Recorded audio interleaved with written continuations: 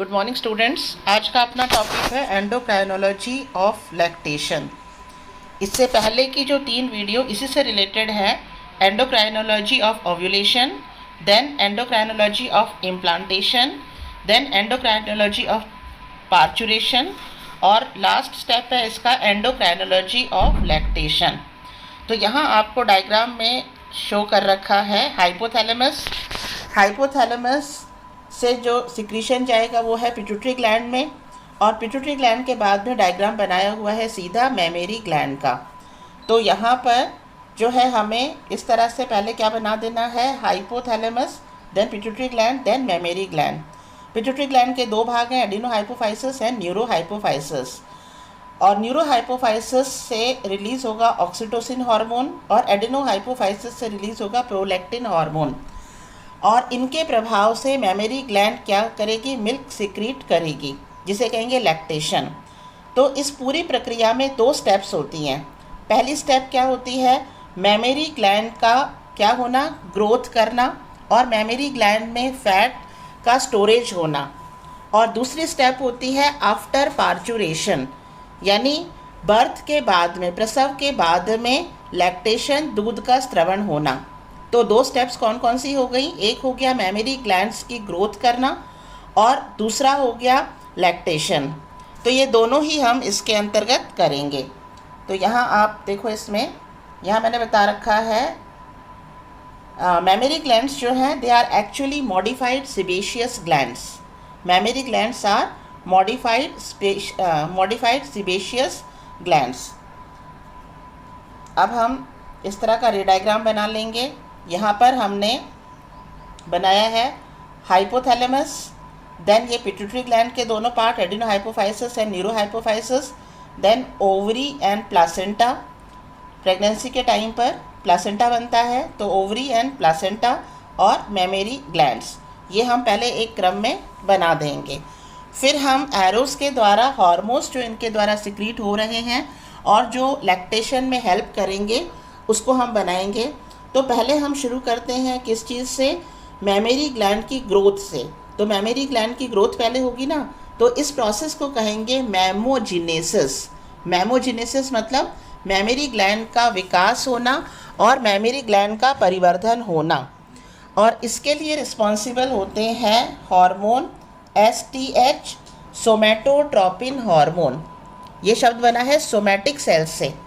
तो सोमैटोट्रोपिन हार्मोन जो mammary gland के ग्रोथ के लिए रिस्पॉन्सिबल है, इसके साथ साथ ही जो एस्ट्रोजन और प्रोजेस्टेरॉन हार्मोन हैं which are secreted by ovary and placenta, तो इनकी हेल्प से क्या होगा, मेमरी ग्लैंड की ग्रोथ होगी और इसका डेवलपमेंट होगा। और इस प्रक्रिया को क्या कहेंगे, मैमोजेनेसिस। ठीक है।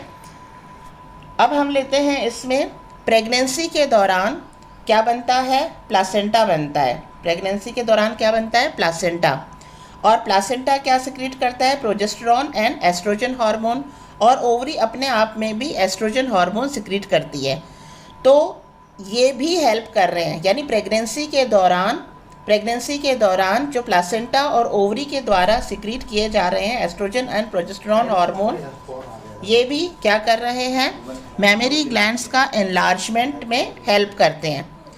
और मेमरी ग्लैंड में जो कुपिकाएँ उपस्थित हैं उनकी सेल्स जो हैं वो सक्रिय हो जाती हैं और इनमें वसा का संग्रह हो जाता है। और लैक्टिफेरस डक्ट्स जो हैं ये ज़्यादा शाखित हो जाती हैं और इनकी वृद्धि होती है। तो ये कुछ चेंजेस हैं जो किस समय होते हैं, ड्यूरिंग प्रेगनेंसी मतलब प्लासेंटा फॉर्मेशन।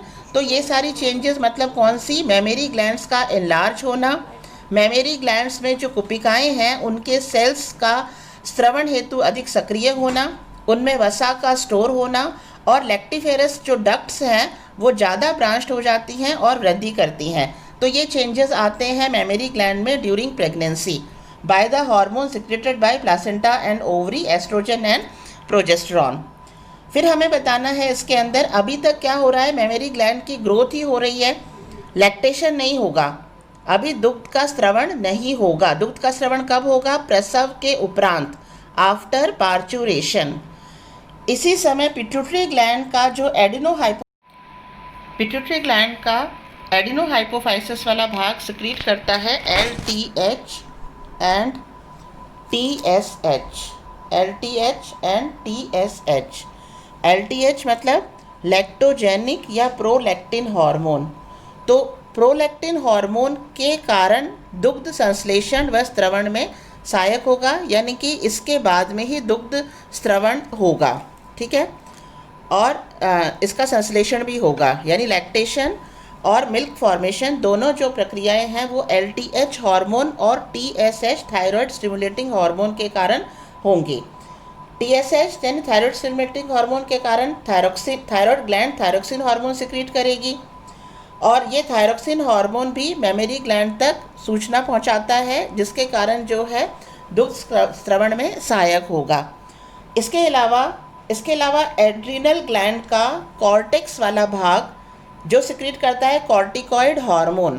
क्या सिक्रीट करता है? कॉर्टिकॉइड हार्मोन वो, और इंसुलिन और पैराथॉर्मोन ये तीनों हार्मोन जो हैं ये भी दुग्ध स्त्रवण में सहायक होते हैं, और ये एक सिनर्जिक की तरह कार्य करते हैं। सिनर्जिक मतलब क्या है? सकर्मी प्रभाव उत्पन्न करते हैं, यानी ये हेल्प करते हैं किस चीज़ में? लैक्टेशन में। तो ये हो गया इसका पिट्यूटरी ग्लैंड के एडिनोहाइपोफाइसिस वाला भाग जो LTH और TSH सिक्रीट करता है, वो हेल्प करता है किसमें? लैक्टेशन में। लेकिन मैंने क्या बताया था कि लैक्टेशन तभी होगा, मिल्क स्त्रवण तभी होगा जब प्रसव हो जाएगा, और प्रसव होने के बाद में भी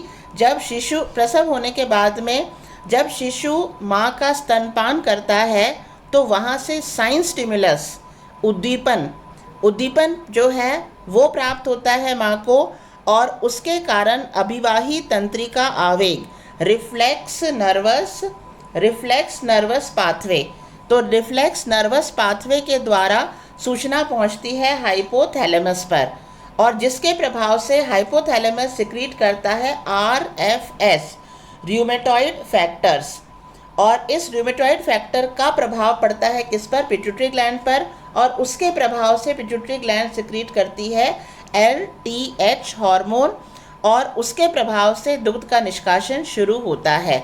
तो इस प्रकार से दुग्ध का निष्कासन अपने आप में एक जटिल प्रक्रिया है, जिसमें हार्मोन्स का, नर्वस सिस्टम का, दोनों का ही नियंत्रण जो है इसमें होता है। अब इसी चीज़ को हम थ्योरी के रूप में लेते हैं यहाँ पर, एंडोक्राइनोलॉजी ऑफ लैक्टेशन। सबसे पहले मेमोरी ग्लैंड क्या है? मॉडिफाइड सीबेशियस ग्लैंड है। मेमोरी ग्लैंड में 16 से 25 लोब्स पाई जाती हैं, जिनमें शाखित नलिका तंत्र पाया जाता है, और प्रत्येक जो नलिका तंत्र है उसमें कई लैक्टिफेरस डक्ट्स होती हैं। ये लैक्टिफेरस डक्ट्स जो होती हैं ये इनकी ब्रांचेस ओपन होती है बाहर एल्वियोलाई में, यानी निप्पल वाले जगह पर एल्वियोलाई में ओपन होती है। अब आया है इसमें प्रेगनेंसी और during pregnancy and after parturition, यानी प्रेगनेंसी के दौरान और पार्चुरेशन के बाद में कुपिकाओं की संख्या में वृद्धि होती है तथा नलिकाओं में की शाखीकरण में विकास होता है। जैसे मैंने बताया इसमें 2 स्टेप्स होते हैं। पहला स्टेप क्या है? मैमोजिनेसिस, यानी मेमोरी ग्लैंड का ग्रोथ करना, growth and development of memory gland.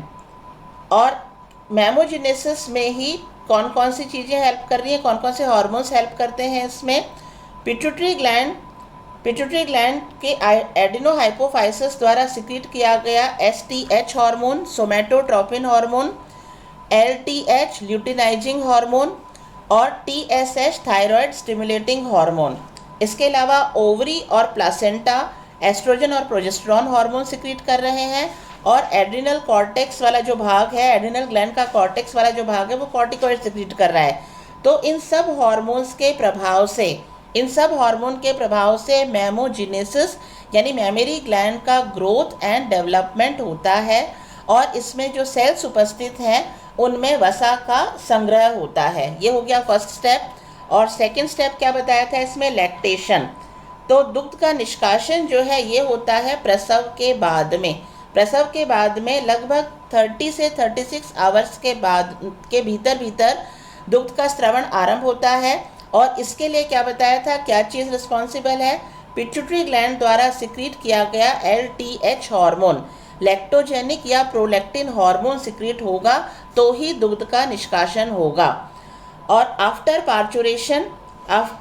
Parturition यानी बर्थ के बाद में, डिलीवरी के बाद में estrogen and progesterone and oxytocin, जो किसके द्वारा सिक्रीट हो रहा था, ऑक्सीटोसिन सिक्रीट किया जा रहा था पिट्यूटरी ग्लैंड के न्यूरोहाइपोफाइसिस के द्वारा, एस्ट्रोजन एंड प्रोजेस्टेरॉन ओवरी और प्लासेंटा के द्वारा।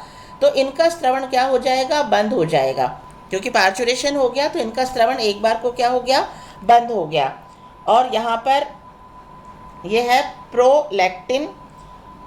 प्रोलैक्टिन स्टार बना रखा है, यानी प्रोलैक्टिन मेन है। इसके अलावा बाकी जो हार्मोन है, एड्रिनल कॉर्टेक्स का स्टेरॉइड हार्मोन और ग्रोथ हार्मोन और प्रोथ्रोम्बिन हार्मोन और ऑक्सीटोसिन हार्मोन, ये जो हैं ये लैक्टेशन में क्या करते हैं, सहायक हैं, यानी सिनर्जिक हैं ये।